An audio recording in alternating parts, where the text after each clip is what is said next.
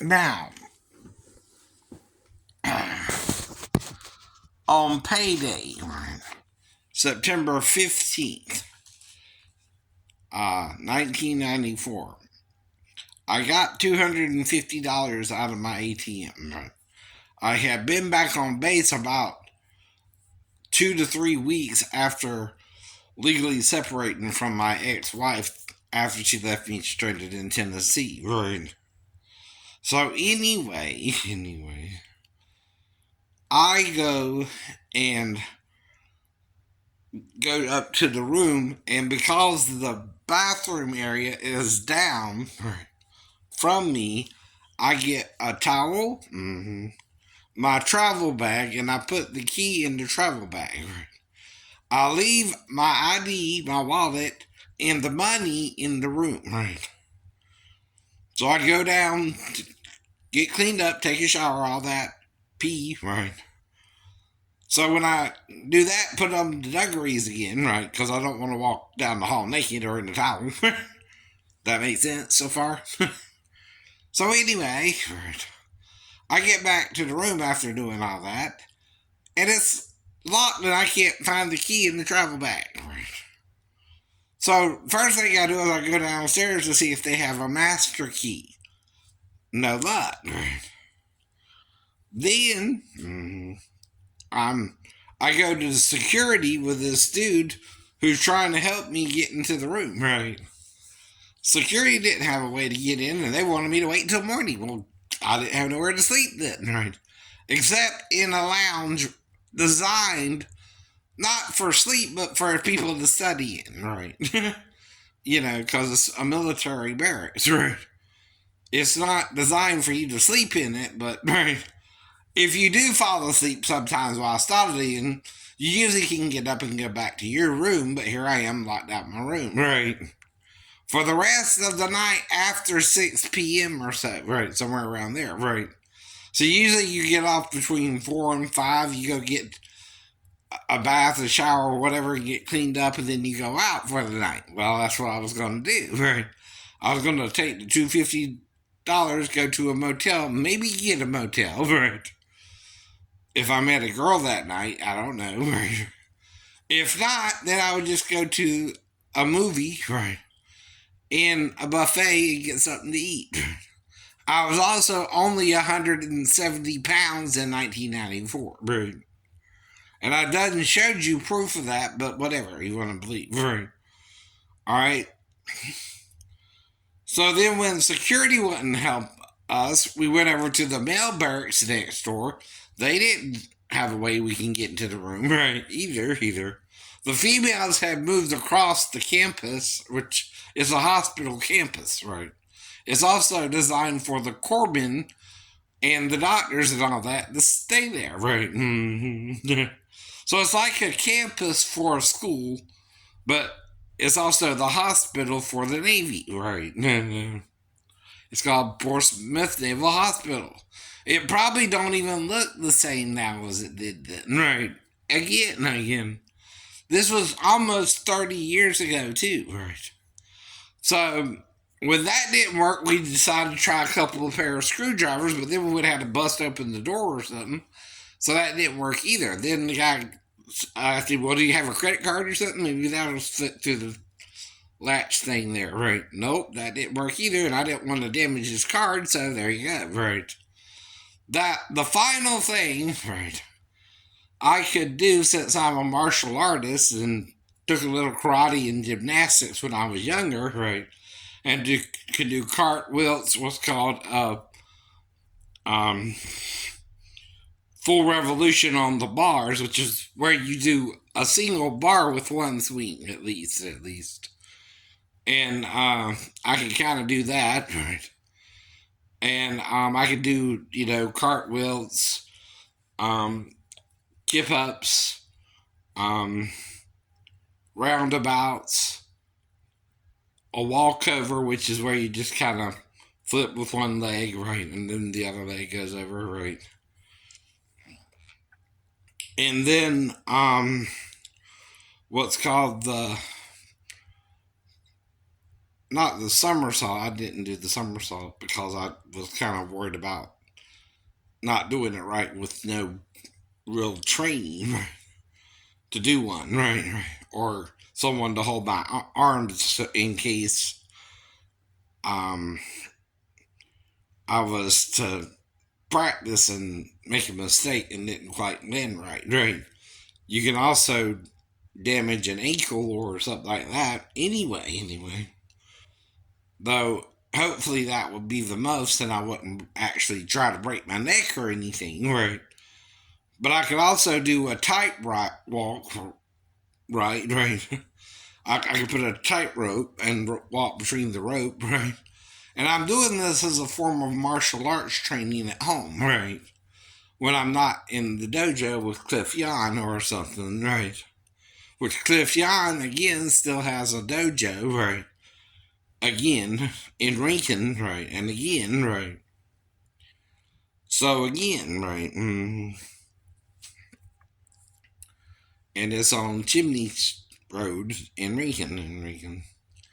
And you can't miss it if you want to find it to see if it's real, right? So, anyway, I know. All these are verifiable locations. They're not made up locations either, right? So after all that, I'm stuck with only a shirt on, no shirt on, right? A pair of pants on, right? And maybe a pair of shoes, whatever, you know what I mean, right?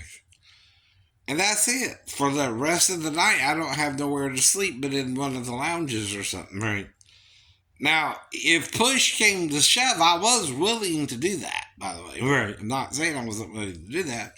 There's one other thing I could try, which is the window, just to see if it was even open, right?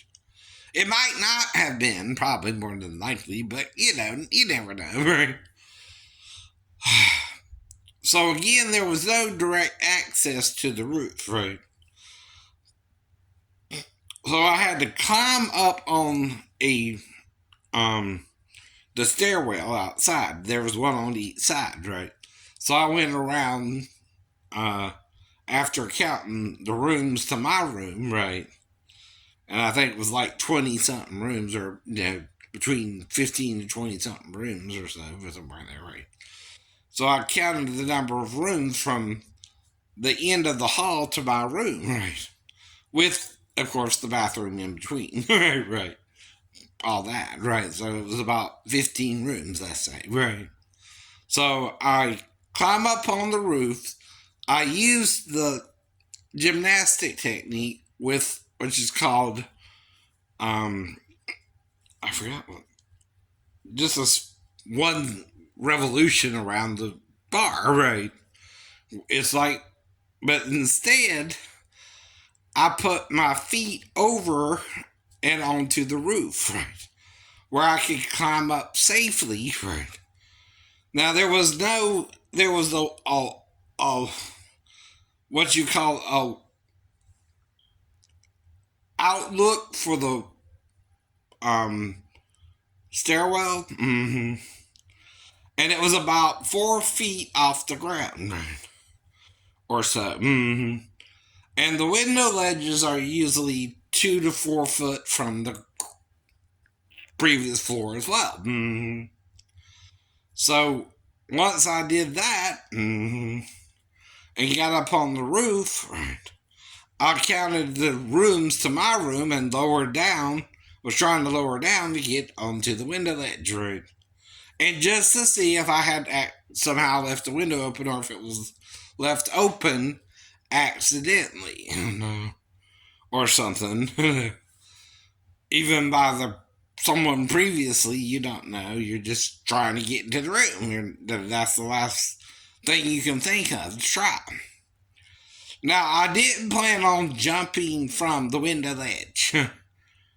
What I think happened is I was lowering down with my arms stretched out over my head like this, and I think I was like this far from the window ledge, so I jumped, right, the remaining 4 inches or so, and I guess, I don't know, since I blacked out, I hit the side of the window ledge and fell the rest of the way down at a catty corner angle as I was trying to catch myself too on the window ledge, right? And I guess I slipped because the ledge was somehow slippery, though it was about this thick, right? And it was like this, right? From the outskirts of the window, right? It was about big enough for you to at least get a foothold on, right? And safely land on it. Well, I guess I slipped from the window ledge. I don't know what happened because the next thing I know, I'm waking up in the ER. I don't know how much time has passed, right? And all I know is I'm found later on and asked what happened, and I just point up to the window, right? Like I fell from the window, and they take me to the ER, right? And I don't know if I killed myself in the fall or what exactly happened or if I came to or whatever, right? But I completely blacked out with blackout amnesia, right? For almost 2 weeks, I don't hardly remember any real details either, right? Until the third, fourth, fifth, and sixth week. And then I'm kind of coming to again, right? I know. So again, right? That's all I know happened there, right? So it turns out they thought I had a broken pelvis, right? With the vertical shear, right, which means it pushed it up, right, on the left side, right, into my lower back. Maybe I thought a half a centimeter, right, which is about a little less than a third of an inch, right, to a half of an inch, right. It's between that number, right. To 5 millimeters to a centimeter, right, which is about enough to cause you back pain or something, but not really, I guess, or thought at the time, right, permanently cause you any real damage or harm, right. Well, I tried working on it for 2 years too after I was discharged, and I couldn't handle working on it, right. So that's when in '98 I applied for disability. That was 4 years after the fall, right. Well, actually, '97. I'm sorry, right. 3 years after I fell, even, right. And it was July of '97 when I started trying to get the ball rolling, right. And I couldn't work on it anymore, right. And I tried for 2 years. I did labor jobs, right, which is basically picking up trash or right, cutting yards or right, doing manual labor work, right.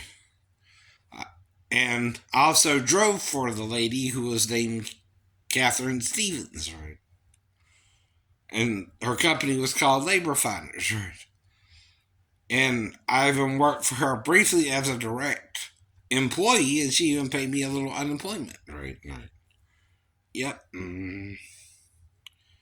But anyway, I know. And that's basically how I got on disability through, just simply being locked out the room with nowhere to go. You can't leave the base without ID, idiot, right? So I can't stay in a hotel room, right? By the way, I'm stuck on base, right? I can't leave the base without an ID, plus I don't have a shirt anyway, right?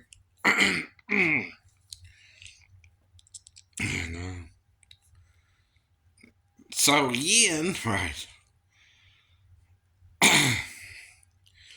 that's basically what happened.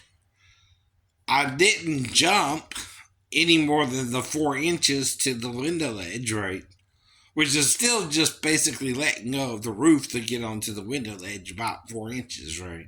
Maybe 6 at the most. It wasn't even a half a foot, right? I actually had to jump down, right, from the roof to get on the window ledge, right? And that's because fully stretched out, I'm about over 7 feet, right, to 8 feet. Which, with the window ledge being 4 to 6 inches, right, plus the second floor, right, That's the equivalent of the boy in Acts, chapter 20, verses 8 through 9, right? He fell too, right, from what's called at that time the third loft or story of a building, right? He too could have died, right? And he too was injured and rendered unconscious and wasn't breathing when they found him, right? And Paul resurrected him from the dead. I don't know if that happened to me or not, right? In fact, I don't know what happened, right? I just know I'm waking up in the ER, slowly trying to recover from it. They're acting like I'm going to be paralyzed. And I don't know what I'm doing for the next 2 weeks, but they're telling me I'm going to be paralyzed, right? I'm telling them, I don't know what you're talking about. I feel pain in my back and ankle, right, the whole time, right? If I'm feeling pain, I'm not paralyzed or God healed me. I'm a Christian, right? Now, if they're having problems with it, they don't believe in God like I do, right? My God walks by sight, not by faith, or faith, not by sight. Faith, not by sight, right? No matter what you see, right? On your little x-rays or your CT scans or your MRIs, right? My God can help me walk again. Yes, sir. Yes, sir. No. So I'm trying to show these doctors around here, they're freaking out on me, and I don't understand it, right? See, my whole sacrum area is blacked out. When there's supposed to be not supposed to, but spinal cord fluid running through it, right? Well, mine don't have no fluid running through it anymore. It was pinched off, basically, and the coccyx was pushed up. They didn't even mention all this, right? I know. And my coccyx is more like a monkey bone, but you know, whatever, right? You want to call it, more like a monkey tail now because it's popped up, right? Instead of flat down, right? Usually your coccyx is flat down. Well, mine's popped up like this, right? Well, that's why they thought I would be paralyzed. And I didn't know what the hell they were talking about. I'm the one who fell, so I'm knocked out half the time, right? They're probably trying to keep me sedated, which means in the bed, right? Right. For the next 2 weeks, so I'm probably heavily sedated. They got me on pain medication, which is codeine, right? Tylenol with codeine, right? And for the next 2 weeks, I'm just on the ward trying to probably get out of bed knowing me, right? And that's why they have me on the codeine and the under sedation and surveillance, probably, right? Because I'm trying to get out of bed. I keep telling them, well, my ankle hurts. I still feel pain in my left ankle. I feel my whole legs, right? Now, I'm a Christian, though, right? Was what I would also tell them, and I believe Jesus can heal anything, even paralysis, true. So did he? Yes, yes. By my faith, while I'm in the hospital, probably not sure what the hell's going on. I don't remember any real detail. I know, but I know me. I'm probably arguing with them trying to get out of bed all the time. Right? And they have me sedated and on Tylenol and codeine because of the pain. Right? I'm feeling pain instead of paralysis. Right? Well, if you're feeling pain, you might can even walk again. I probably been telling them that too. Right? I'm feeling my legs. I'm not feeling them. Right? Well, I don't know. We Christians walk by faith, not by sight. Right. It don't matter what you show us, and we believe in the impossible miracles. Right. So you wouldn't understand as a doctor, right? It might look bad down there, but I can still walk on it, right? And I walked on it, right? I went from what's called bed to chair transfers the first week, right? After 2 weeks of being doped up and sedated, right? Right, on Tylenol and whatever they give me to sedate me, right? Which was to keep me in bed, right? Because I was trying to get out of bed, probably, right? Then they let me do bed to chair transfers, then wheelchair, and then, right. Plus, I probably also reasoned, well, if I'm paralyzed from the waist down. I'm not from the waist up. Right. Whatever their discrepancy with me was then, right? And again, right, if I know me, right, I'm telling them I can still exercise and do things, and right. But I'm still might get bigger or something. I might get fatter or something, right? I got an overweight uncle, knowing me, right? Or a couple uncles who are overweight and some aren't, right? Again. So that's how I spent my time in the hospital, right? And then I go home for convalescent leave and I'm on crutches. And then after that,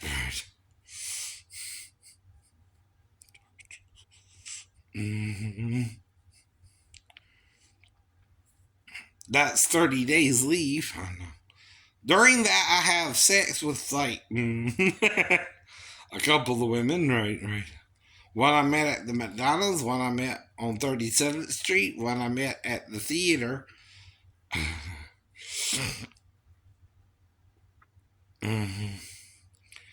Three of them, right, at least. I don't know if something happened with her daughter or not, but I stayed on the couch, right, and tried to stay out of their business and didn't go to the bedroom, right, until after the daughter left, right. Then me and the mom had sex the night before and the following morning, and that's all I remember, right. And sleeping on the couch, right, the whole night, right. And I told you about all that too. And then after that, in February, about the 12th or 13th, I met Maribel and we had our first date on Valentine's Day. And unlike Daphne, I gave her a Valentine's Day I didn't have to take back and stuff like that. Right. Mm-hmm. And did Maribel differently than Daphne and was with Maribel for 18 months until I came home and she wouldn't never move home with me like she promised in December, right? Well, part of why I went home is she promised she would move with me back to Georgia if I went back home, right? So I was working on seeing if I could hold down a job in even Norfolk, and I got a job at a 7-Eleven, right? I told you this before, right? And at the 7-Eleven, I worked there about a month, but I couldn't really do the job properly because of the bad back and the ankle, right? So I was working full time, but I was spending as much money as I was making too because I didn't have no food, no real support. I got a $10,000 check from the Navy, but that ain't gonna last long. That didn't even last 6 months, right? And in fact, I lost it, right? The check in the back of a cab, right? So I'm stuck there from August till December. I didn't get the check till November back, right? And that's the basic story. And then I moved back home in, I think, March, right, of 96, right. 95, I'm trying to see Maribel up until July 31st or August 31st. And that's basically the story there, right? And I only remember one of the women's name, which was Beverly, right? And the other two I don't remember their names, right? But there were still more one night stands, though the mom was at the movies with her daughter, right? And I just gave him a ride home, right? I know. Right. So there you go.